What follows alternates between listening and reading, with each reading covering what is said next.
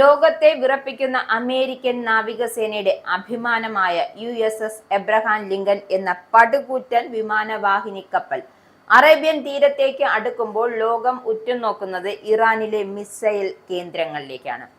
ഇറാന്റെ പക്കലുള്ള അത്യാധുനിക ആയുധങ്ങൾ, പ്രത്യേകിച്ച് അവരുടെ ഹൈപ്പർസോണിക് സാങ്കേതിക വിദ്യ പെന്റഗണിലെ ഉറക്കം കെടുത്തുന്നുണ്ട്. ഇത് വെറും ഒരു അധികാര വടംവലിയല്ല, മറിച്ച് നൂതന സാങ്കേതിക വിദ്യയും പരമ്പരാഗത സൈനിക കരുത്തും തമ്മിലുള്ള ഒരു കോസ്മിക് യുദ്ധം കൂടിയാണ്. അമേരിക്കൻ അഹങ്കാരത്തെ വെല്ലുവിളിക്കുന്ന ഇറാന്റെ ഫത്താഹ് 2 എന്ന അത്ഭുത മിസൈലിനെ ലിങ്കനെ തകർക്കാനാകുമോ എന്ന ചോദ്യമാണ് ലോകത്തിന് മുന്നിൽ നിൽക്കുന്നത്. ഇറാന്റെ സൈനിക കരുത്തായ ഫത്താഹ് 2 വെറുമൊരു മിസൈലല്ല, മറിച്ച് ആധുനിക യുദ്ധതന്ത്രങ്ങളെ തന്നെ തിരുത്തിയെഴുതിയ ഒരു ഹൈപ്പർസോണിക് ഗ്ലൈഡ് വെഹിക്കിളാണ്. ആകാശത്തിന്റെ അനന്തതയിൽ നിന്നും മാക് 13, അതായത് ശബ്ദത്തിന്റെ 13 ഇരട്ടി വേഗതയിൽ കുതിച്ചു പായാൻ ഇതിനാകും.